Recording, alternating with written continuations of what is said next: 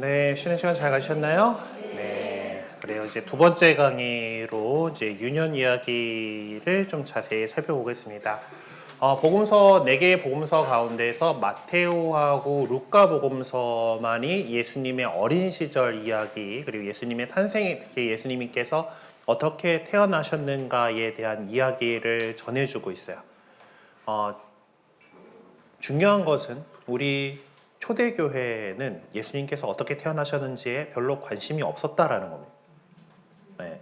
성령 강림으로 온 세상에 복음을 선포하면서 자, 우리 1권을 정기 강좌 1권 때 배웠던 것들을 떠올려 보셔야 돼요. 그렇죠? 그때 공동체가 전했던 복음은 무엇입니까?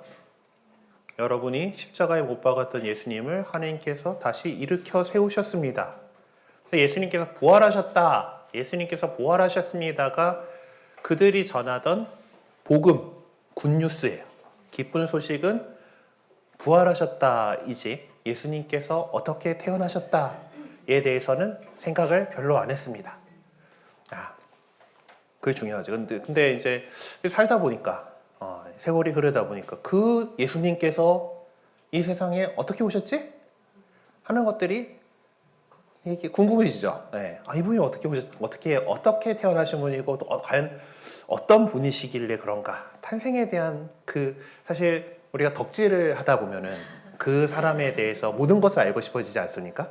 네, 내가 좋아하는 가수가 있어 그러면은 이 친구의 뭐 생일도 알고 뭐 이제 어릴 때 어땠고 막 이런 것들도 막 이제 파게 되죠. 네. 예수님도 마찬가지였다. 근데 예수님도 스스로 당신이 다니실 때 뭐 기록 남긴 게 없어요. 그렇죠? 기록 남긴 게 없고 그러면은 이제 요 이야기들도 뭔가 전해지기는 했을 텐데 출처가 어딜까?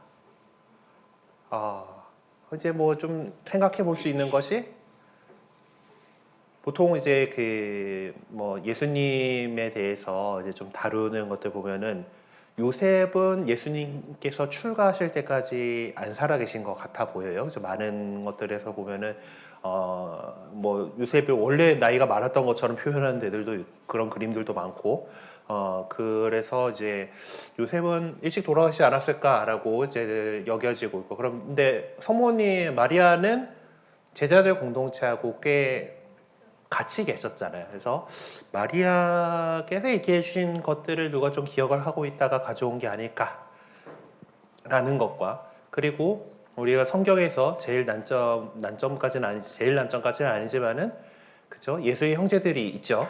네, 예수의 형제들. 그러니까 뭐 우리는 잘 알고 있겠지만은 이제 그것은 그 아람어 이제 이 언어 습관에서 이제 대충 사촌 정도에 가까운 그 같은 학렬 그 사람들은 다 형제 자매로 부른다라는 것에서 이제 기인한다라고 보는데 어쨌든 그들의 증언들이 조금 있을 수 있습니다.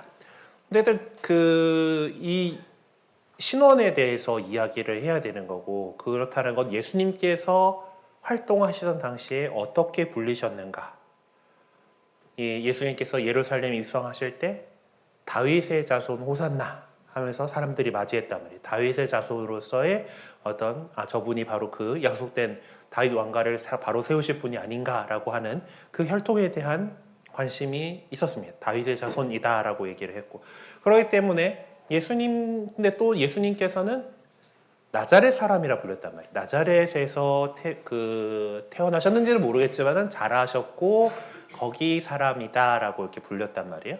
그러면은 그 갈릴리아에서 뭐가 나올 수 있겠소라는 표현이 나올 정도로 이렇게 그 당시 예루살렘 사람들이 보기에는 깡촌인 갈릴리아의 나자렛이라는 동네의 출신이다라고 하는 그 사람이 다윗의 후손이래. 다윗의 후손이고 정말 그 어떤 그리스도로서 하느님께서 보내주신 당신의 아들이시고 다윗 임금의 어떤 그 기름 부음 받은 이로서의 역할을 계속해서 이어나갈 사람으로서 이렇게 우리에게 주셨단 말이에요. 그렇다면 그 탄생이 어떻게 돼야 되는가에 대해서 이야기를 하게 되는 겁니다.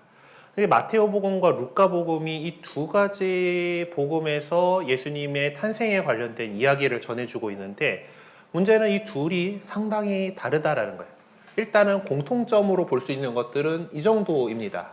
예수님의 부모는 약혼은 한 상태지만은 아직 살고 있지는 않아요. 마리아와 요셉이 있어요. 근데 그 중에 요셉이 다윗 가문의 후손이야. 그리고 아기의 탄생에 관해서 천사가 알려줘. 천사가 어떻게 알려주는 건 갈리죠. 네. 그리고 아기의 잉태는 부부 관계를 통해서 생긴 게 아니야. 아기의 잉태는 성령을 통해서 이루어진 거야. 그리고 아기의 이름을 또 예수라고 지으래. 예수는 그 당시에 되게 흔한 이름이고 여호수아의 이제 그 어떤 그리스식 이름 그 당시 아람식에 부르는 거기 때문에 여호수아 주님께서는 구원하신다라는 이름이죠. 뭐 나름 근데 어쨌든 그 예수라는 이름을 이라고 얘기하고 또 천사가 예수를 구세주라고 이야기를 하고 이제 그리고 이제 마리아와 요셉이 같이 살게 되고 나서 저희 히브리 저기 유다 어떤 관습에서 약혼을 했다 하더라도 거의 이제 그 당시 그러면은 부부인거나 다름 없기는 한데 약혼 상태에서는 친정집에서 살고 있는 상태고 아직 이제 남편 집으로 안 간 상태인 거예요. 이제 그리고 그 같이 살게 되면서 그러고 나서 아기가 탄생한다라는 거 그리고 아기가 탄생한 장소가 베들레헴이다 라고 하는 건 공통이고 그리고 그 아기가 태어났을 때가 헤로데 임금 때다. 그리고 아기는 성장은 나자렛에서 성장한다라는 것은 두 복음사에서 공통적으로 나타나는 증언들입니다. 이것들은 다 오케이. 자, 근데 마테오 복음하고 루카 복음에서 갈리는 부분. 마테오 복음에서 정확하게 베들레헴에서 살고 있었다라고 언급하지는 않지만은 딱히 이동한다는 얘기가 없어요. 그렇죠? 마테오 복음에 따르면 마리아와 요셉은 또 다윗 가문이고 당연히 그래서 다윗의 고을인 베들레헴에서 살고 있는 거가 되게 자연스러운 그런 모습입니다. 근데 루카 복음에서는 마리아와 요셉은 원래 나자렛에 살고 있어요.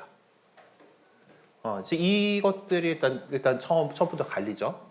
마테오 복음에는 요셉이 이제 마리아가 성령으로 잉태한 어차피 그 당시에 요셉은 성령으로 잉태했는지는 잘 모르지만은 내 약혼녀가 나하고 잠도 안 잤는데 배가 불러오네 이렇게 돼가지고 하면서 이제 파혼을 생각하는 이제 그 장면이 나오죠. 네. 루카 복음에 따르면은 천사는 마리아에게 낮에 와요.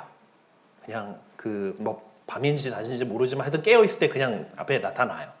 근데 요셉의 경우에는 꼭 꿈에 마테오 복음서는 천사가 요셉에게 소식을 전할 때 꿈에 나타나서 소식을 전해요. 이것도 이제 뭔가 복선 깔리고 있죠, 이거. 네. 그리고 루카 복음에서는 마리아가 엘리사벳을 방문해서 이제 생전에 예수님과 세례자 요한이 서로 만나요. 근데 마테오 복음에는 이런 관계에 대한 언급이 없어요. 그리고 루카 복음의 경우는 나자렛에서 살고 있었기 때문에 베들레헴에서 태어나게 해야 되잖아요. 그래서 베들레헴에서 태어나기 때문에 그게 황제가 벌인 호적 등록 사업 때문에 마리아와 요셉이 베들레헴으로 가게 된다라는 이야기가 들어가요. 그리고 마테오 복음에서는 동방에서 온 박사들이 아기 예수님, 높으신 분들이 와가지고 아기 예수님을 만나요. 근데 루카 복음에서는 베들레헴의 목자들, 미천한 신분이었던 사람들에게 예수님이 이제를 처음 만나 뵙는 그런 것이 되죠. 자, 그리고 마테오 복음서에서는 긴박하게 돌아갑니다. 박사들이 오다가 이제 이 사람들도 상식인이다 보니까 유다인의 임금으로 새로 태어난 사람이 어디에서 나셨습니까? 라고 생각하면은 수도의 왕궁에서 태어났겠지. 그러니까 이제 가가지고 이제 헤로데 임금한테 가가지고 우리가 별 보고 왔는데 이제 유다인들의 임금이 새로 태어나셨다길래 경배하러 왔습니다. 그랬는데 왕궁에서는 새로 아기가 태어난 일이 없거든. 이제 그래가지고 이 또 그 발칵 뒤집히는 그런 사건들 그리고 여기도 꿈에 이 양반들도 꿈에 천사의 지시를 받고 예루살렘으로 돌아가지 않고 딴 길로 해가지고 자기 고향으로 돌아가고 이제 당했다라고 알게 된 헤로데는 아주 자신의 권력을 잘 지키려고 하던 사람이에요. 자기 아들들조차도 서슴없이 숙청할 수 있었던 실제로 그런 사례들도 있는 그런 사람인데 그러니까 당연히 자기의 지위를 위협할 수 있는 유다인들의 왕이라니까 어렸을 때 죽여야지. 그래서 그 학살을 이제 그 군대를 보내가지고 베들레헴에서 2살 이하의 어린이들을 다 죽여버린다. 그리고 그 학살을 피해서 이제 천사가 또 요셉에게 꿈에 알려주죠. 네, 이집트로 달아나요. 그리고 나서 헤로데가 죽은 다음에 헤로데 대왕이 죽은 다음에 이집트에서 돌아와가지고 나자렛에 정착을 해서 그래서 나자렛 사람이라 불린다를 충족시켜요. 그러니까 루카복음에는 원래 나자렛 출신인데 이 베들레헴에 호적 등록하러 가는 바람에 도대체 그 세금을 걷기 위한 호적 등록에 왜 고향으로 보내는지는 이해할 수 없지만은 어쨌든 그 계기성을 만들어낸 거죠. 어쨌든 그 호적 등록 때문에 베들레헴으로 가요. 근데 마태복음에서는 그냥 원래 거기 살고 있고 거기서 나왔어. 그렇지만은 나중에 나자렛에서 살아야 되니까 뒤에 나자렛에 정착하는 걸로 이렇게 구성이 돼 있습니다. 이런 차이들이 좀 있어요. 그러니까 이것들이 결국 예수님께 대한 호칭들, 나자렛 사람이라는 호칭, 그리고 다윗의 후손이라는 호칭, 그리고 그리스도, 이스라엘의 기다려온 메시아시다라고 하는 그 부분들을 이야기를 하고 싶은 겁니다. 자, 그럼 다윗의 후손이라고 하는 부분은 어차피 이 마테오 복음사가가 제일 강조하고 있는 거죠. 우리 처음 시작하는 거에서 다윗의 자손이시며 아브라함의 자손이신 예수 그리스도의 족보. 우리말에서는 진짜 제일 앞에 나옵니다. 원래 이제 그 원문에서는 족보가 제일 앞에 나오는 단어죠. 이제 그 저쪽 언어들은 수식어가 뒤에서 붙으니까 그런데 우리말은 앞에 수식어가 붙다 보니까 이렇게 되는데 어쨌든 다윗의 자손이다라고 하는 건데 그래서 이 족보를 넣어 놓습니다. 근데 예수님의 족보는 마테오 복음서에도 있지만은 루카 복음서에도 있어요.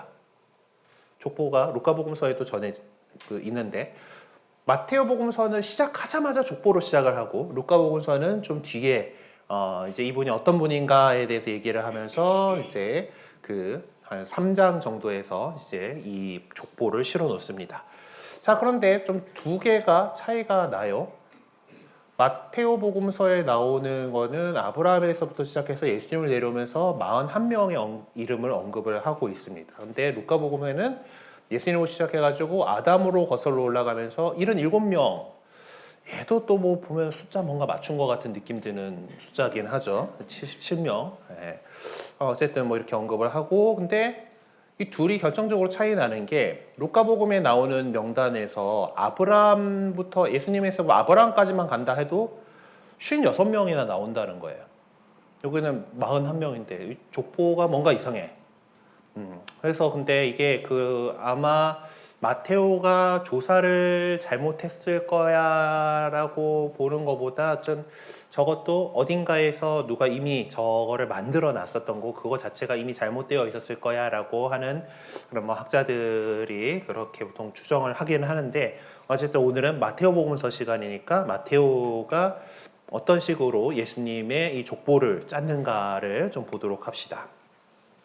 마테오 복음서에 전하는 족보의 끝에 보면은 이 14대를 강조합니다. 그리하여 이 모든 세대의 수는 아브라함부터 다윗까지가 14대이고 다윗부터 바빌론 유배까지가 14대이며 바빌론 유배부터 그리스도까지가 14대이다. 그래서 이 14라는 숫자를 갖다가 되게 강조를 해요. 근데 이거 세본 사람들이 있겠죠. 네. 세본 사람들이 있죠. 세 봅시다. 예, 그래서 보면은 아브라함은 이삭을 낳고 이삭은 야곱을 낳고 야곱은 유가와 그의 형제를 낳고 타마르 페레차 제를 낳고 페레차는 헤초를 낳고 헤초를 람을 낳고 람이 낳고 쭉 해가지고 다윗까지 가는데 13개야. 그래갖고 이제 이게 그게 말이지 뭐 하면서 이제 또 굳이 저 14를 맞춰서 설명하려고 하는 사람들이 또 있었던 거죠. 아브라함도 누군가의 자식이니까 테라였나 아브라함이 하란에서 이제 그러니까 아브라함 위에 그 한 대까지 해가지고 14대다. 뭐 이렇게 설명을 하긴 하는데 어쨌든 뭐 그 표현 자체가 일단 13칸이에요. 14대야. 뭐 어쨌든 뭐 중요한 건 아니니까. 그 다음에 이제 다음 때 이제 다윗에서부터 바벨론 유배 때까지 14대다.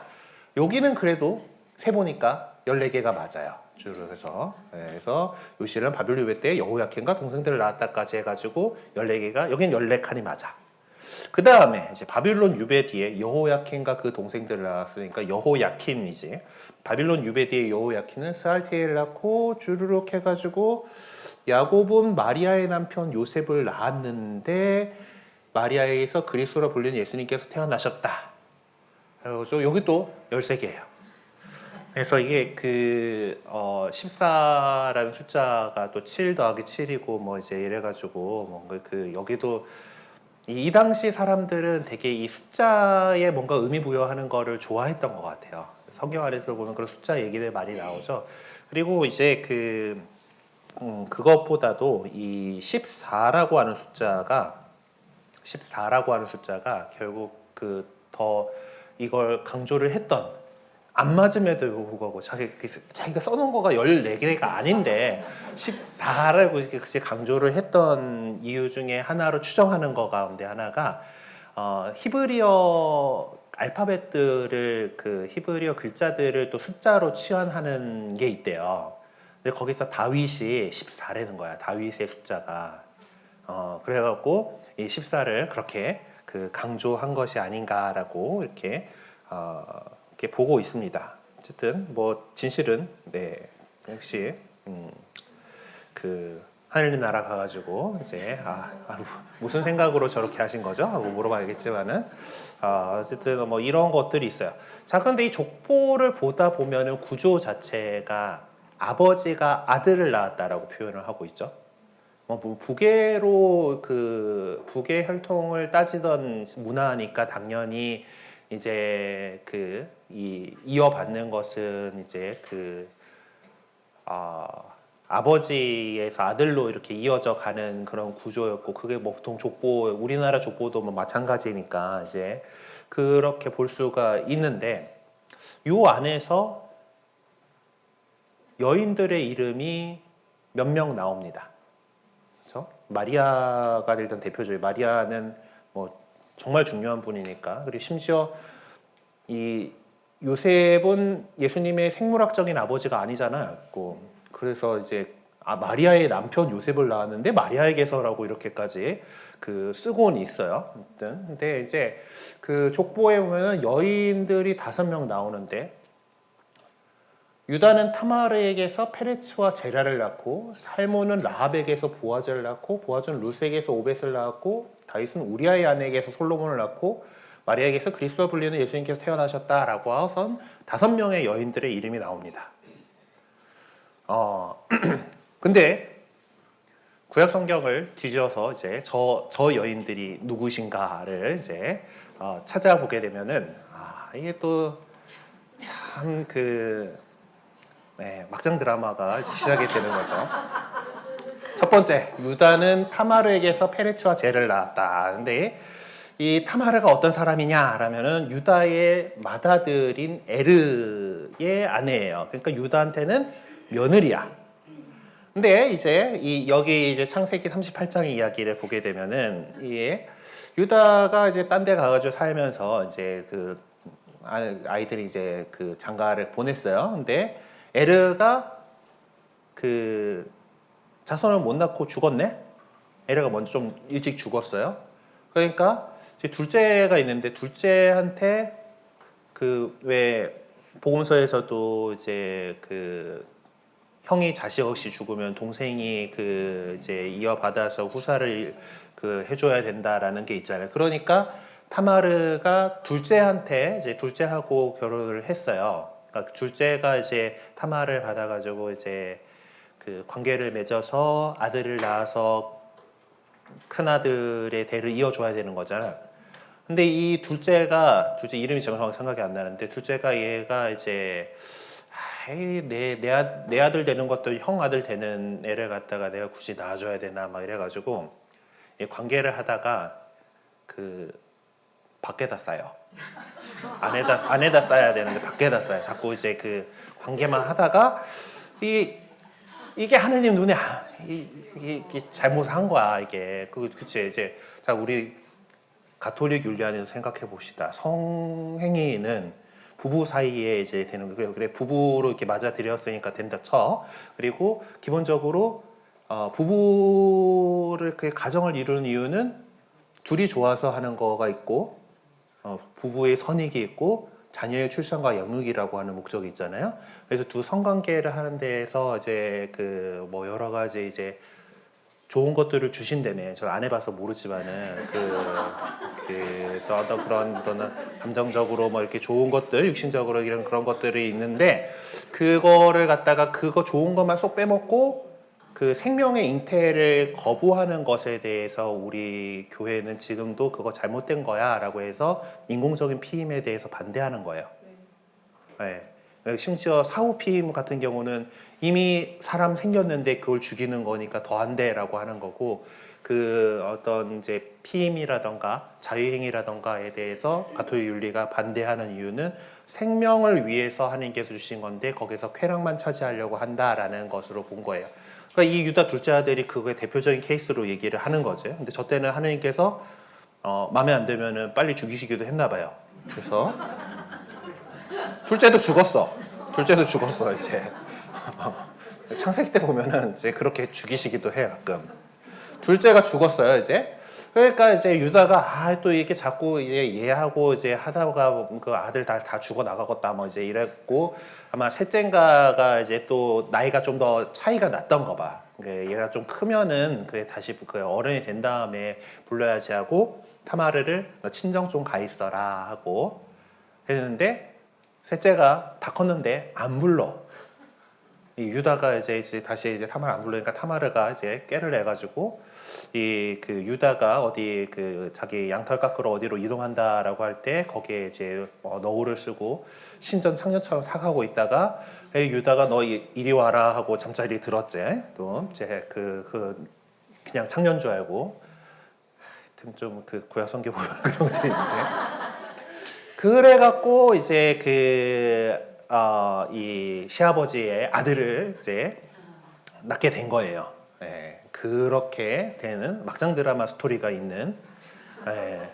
일단 기본적으로 그 창녀로 분장을 하긴 했어요. 어쨌든 그 창녀라는 이미지가 들어가 버렸죠. 어쨌든 근데 어쨌든 뭐 이렇게 됐어. 그다음 라합은 이제 그 여호수아기에 나오는 인물입니다. 이제 예리코를 정복을 해야 되니까 이제 그 들어가면 이제 약속된 땅을 차지하기 위해서 예리코로 가는데 정탐꾼을 미리 보내요. 정탐꾼들이 창녀 라합의 집에서 지냈다라고 기록이 되어 있습니다. 그리고 이 라합은 이 이스라엘 민족이 우리 예리코를 점령할 거다라는 걸 알아봐요. 하나님께서 이들에게 계시다라는 걸 알아보고 이들을 돕습니다.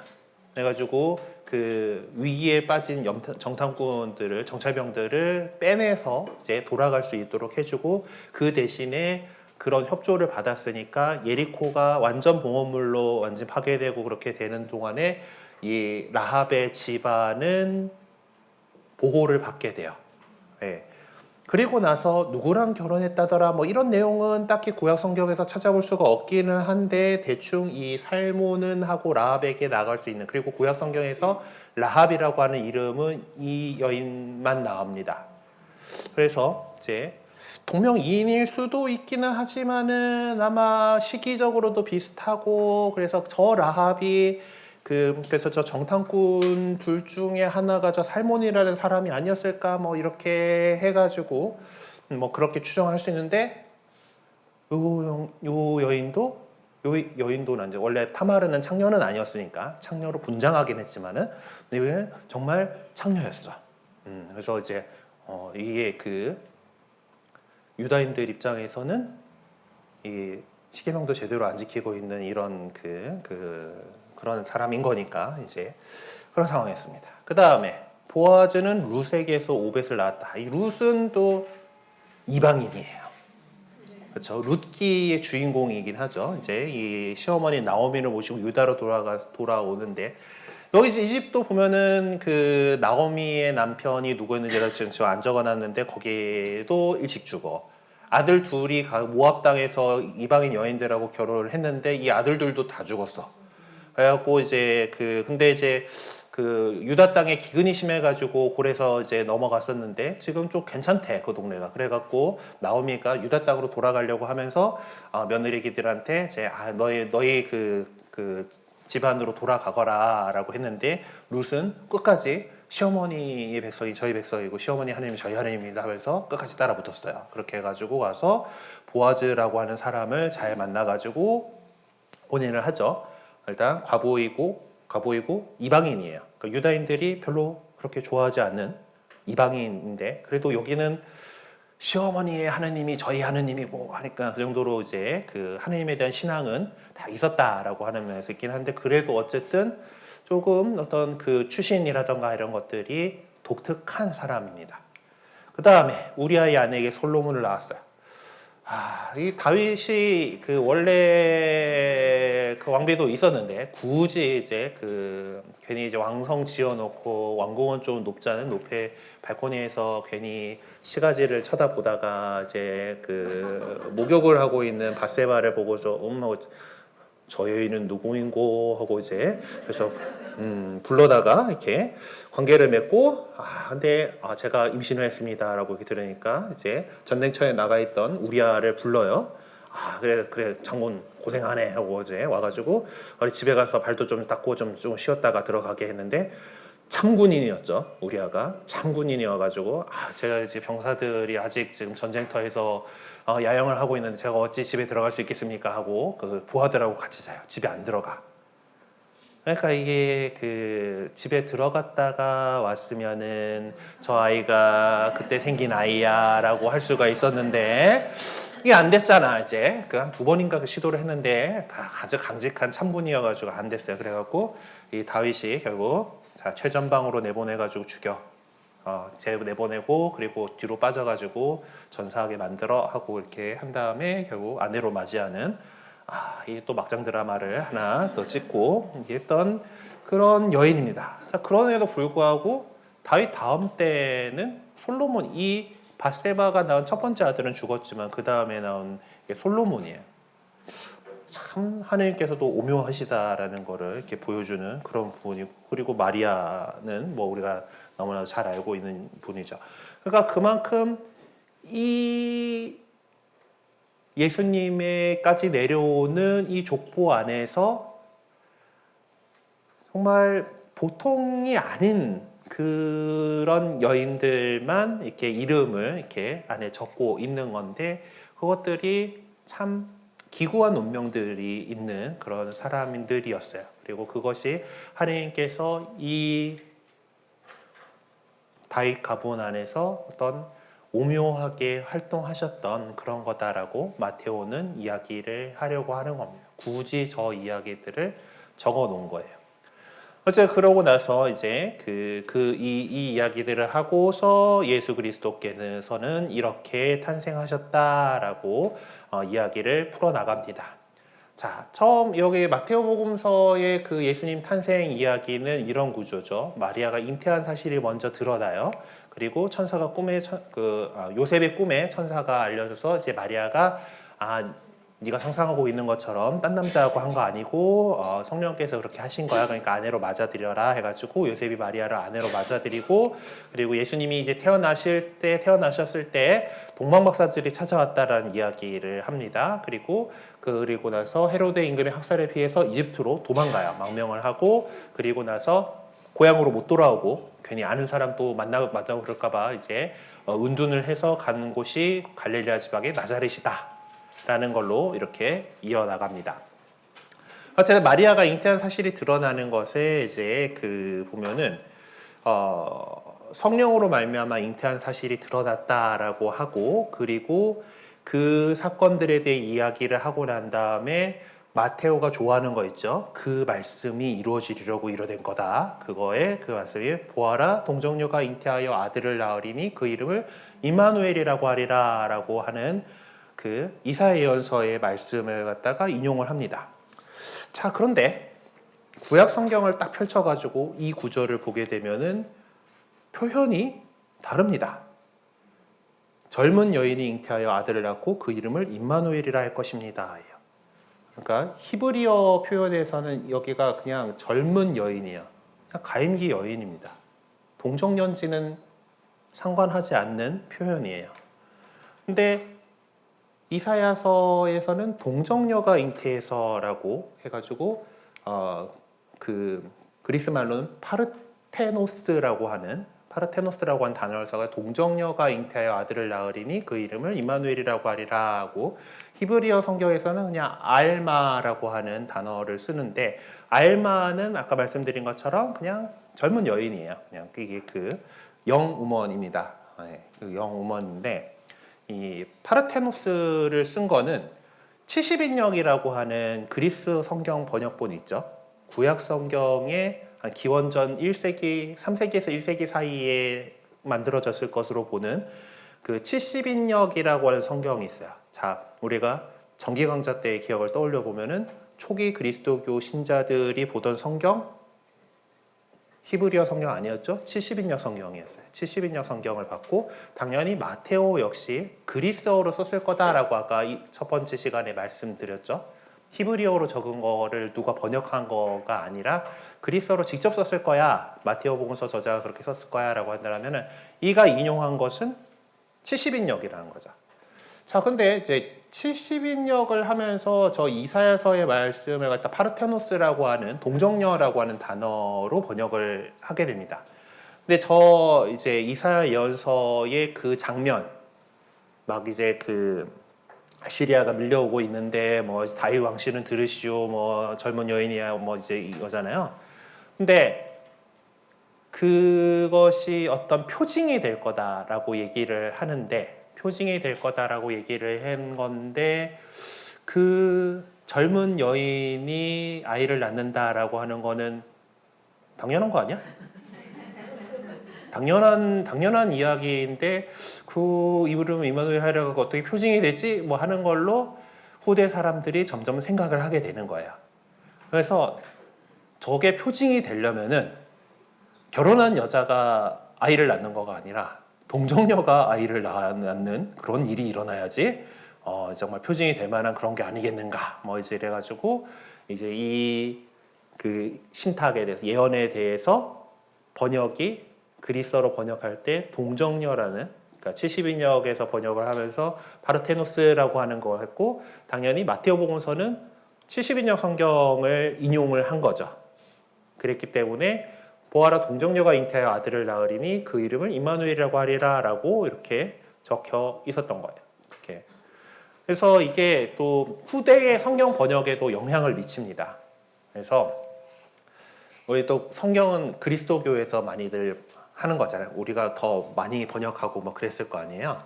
그래갖고 그 복음서에 동정녀라고 했기 때문에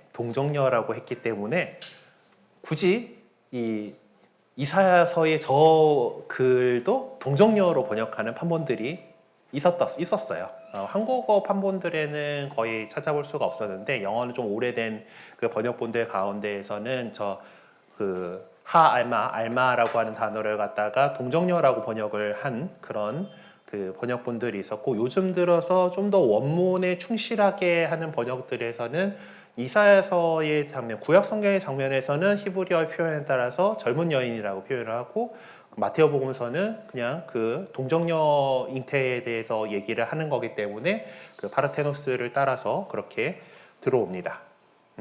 그래서 이제 동정녀, 젊은 여인 이 부분들이 이제 그 요 안에서 알아둘 만한 그런 부분이고요. 그 다음에 이제 요셉의 꿈에 천사가 마리아에 관해서 알려주죠. 이제 요셉이 그렇게 하기로 생각을 줬을 때 꿈에 주님의 천사가 나타나 말하였다라고 하는데, 요게 또 이제 구약 성경을 잘 아는 유다계 그리스도인들에게는 이거 봐라, 꿈 요셉 하면은 창세기에 나오는 요셉이 나오는 거죠. 네. 그래서 요셉이 이제 꿈을 그 많이 꾸고 꿈의 이야기를 하고 이집트로 팔려간 다음에도 파라오의 꿈 해석 잘해가지고 재상돼가지고 이제 미리 그 가서 이제 그 자신의 가족을 그 기근에서 이제 잘 살 수 있도록 이렇게 해가지고 이집트로 그 야곱 집안이 이사를 하는 데에 중요한 역할을 해요.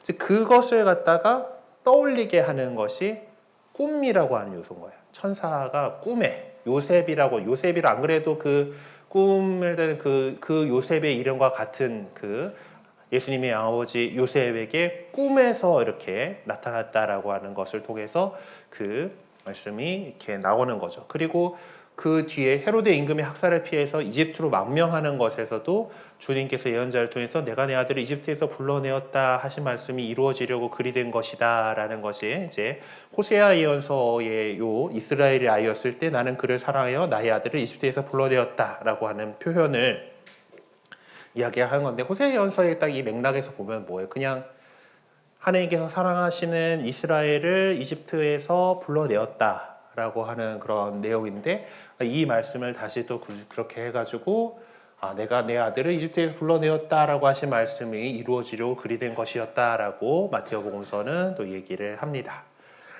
자, 그리고 나서 뭐 이집트로 간 거 그래서 요셉과 꿈과 이집트라고 하는 것을 통해서 과거의 어떤 그 선조들의 여정을 다시 예수님이 어릴 때의 여정에다가 좀 투사하고 있는 것이 마테오의 기술 방법이에요. 그렇죠? 이집트로 가는 것이. 자, 그래서 근데 그다음에 이제 중요한 건 이제 예수님은 나자렛 사람이잖아. 나자렛 사람이라는 거를 축조시켜야 되니까 이제 그다음에 이제 나자렛으로 고을의 자리를 잡았다라고 하는데 그러면서 이로써 예언자들을 통하여 그는 나자렛 사람이로 불릴 것이다 하신 말씀이 이루어졌다라고 적어놨는데 이거 도저히 그 구약 성경에 나자렛 사람 뭐 이런 얘기가 안 나옵니다. 그래서 그나마 비슷한 거다라고 이렇게 찾아낸 것들이 있긴 있어요. 그러니까 여러분들이 종이로 된 성경책을 이제 보시게 되면은 이제 요런 말씀들이 있으면은 각주가 있죠. 뭐 니은 이렇게 표시돼 있어요. 그냥 그 종이로 된 성경책을 찾아보게 되면은 저렇게 해서 어떤 말씀인지를 보통 이렇게 각주로 표시를 해놓거든요. 이제 판관기 13장 5절이나 16장 17절이다라고 되어 있는데 저거는 나지르인이 될 것이다라는 말이에요. 나지르인 그 왜 삼손 있죠. 삼손 이야기할 때 나지르인인데 그래서 그러면 이거가 뭐가 어떻게 된 거지라고 이렇게 본다면은 이 마테오 복음서에 그는 나자렛 사람이라고 불릴 것이다라고 쓴 단어가 나조라이오스라고 하는 단어인데요. 일반적으로 복음서 다른 데서 나자렛 사람이라고 보통 불릴 때 다른 복음서에서 나자렛 사람이라고 할 때 쓰는 단어는 살짝 다릅니다. 나자레노스라고 하는 단어를 써요. 나조라이오스라고 하는 이 표현은 마테오 복음서 저기서는 저렇게 표현하는데 약간 모양새가 다르긴 한데 그리고 그냥 일반 지금 우리가 번역을 하고 있는 것처럼 나자렛 사람이라고 표현해요. 그러니까 나조라이오스라고 하는 저 단어가 그래도 그 나지르인이라고 하는 거하고 좀 비슷해 보인다라고 해가지고 이제 후대 성경학자들이 저 표현을 갖다가 어느 말씀인가를 갖다가 이렇게 그래서 그 연결 지어 놓은 것이 이 나지르인이 될 것이다라고 하는 저 이야기이긴 합니다.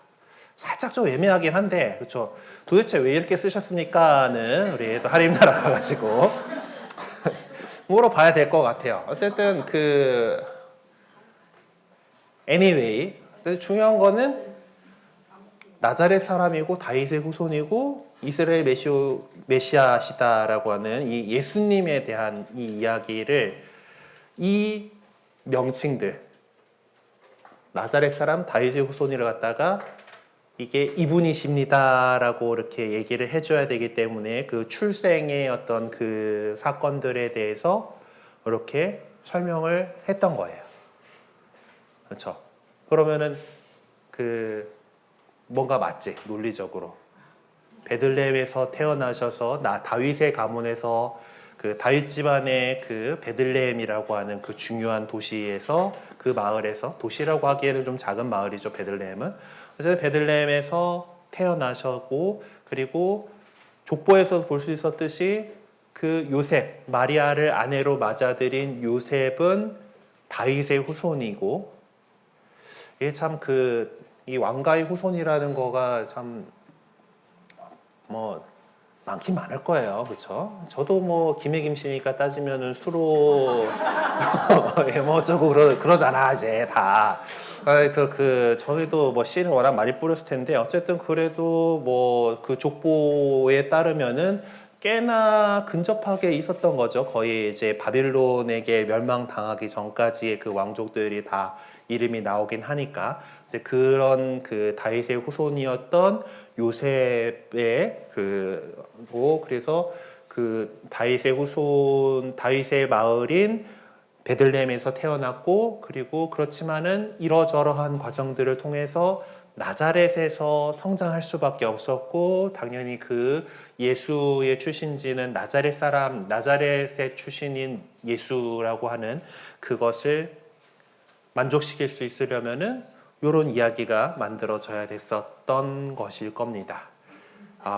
이게 그래서 이게 참 그 유년 이야기는 솔직히 어떤 정확하게를 모르는데 재밌는 것은 우리가 이 이야기들을 다룰 때 루카복음 이야기하고 마태복음 이야기를 다 섞어놔도 그냥 자연스럽게 여긴다라는 점이에요. 성탄 구유 봅시다. 자, 12월 25일 이제 성탄절이 되면은 구유에 예수님을 모시죠. 네, 보통 그러면 그때는 아직 공연이 안 됐기 때문에 그 동방박사들은 아직 안 나와요. 그렇지만 공연대 축일이 지나고 나면은 거기 동방박사상 갖다 놓습니다. 그냥 자연스럽게 동방박사는 사실 마국간에 갔다는 얘기 없거든. 베들레헴에 그 별이 딱 멈춘 그 집에 가서 아기를 뵀다.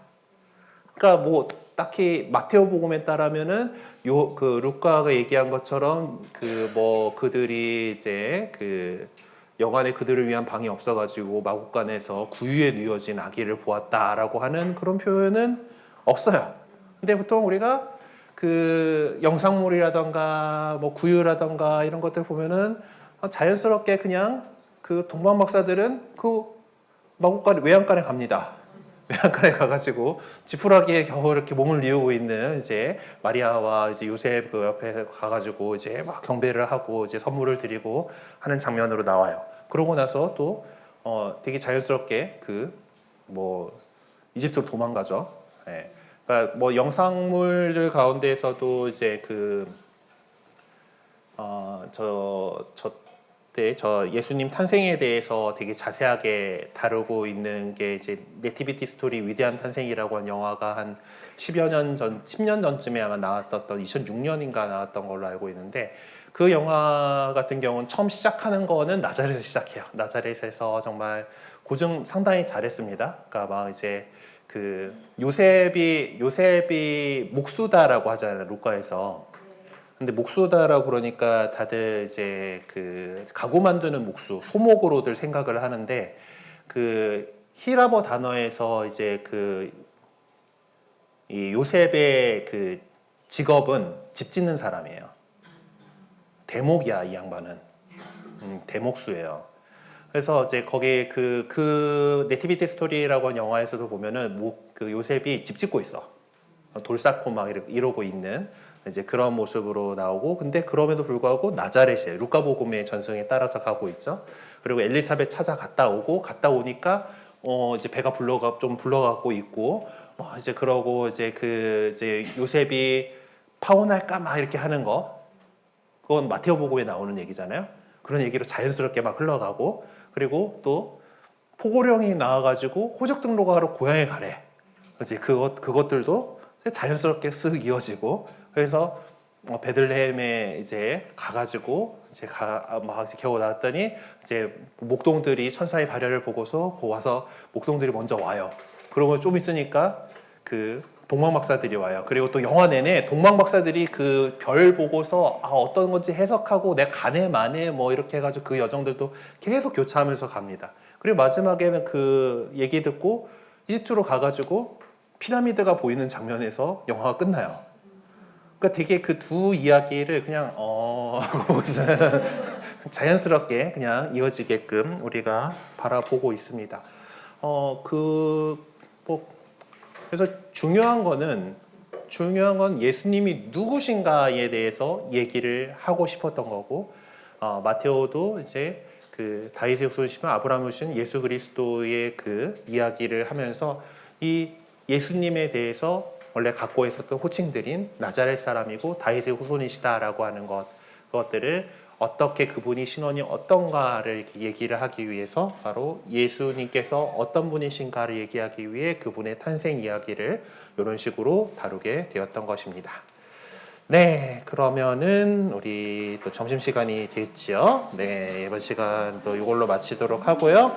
점심시간 갖고 1시 반에 다시 모이도록 하겠습니다. 네, 수고하셨습니다.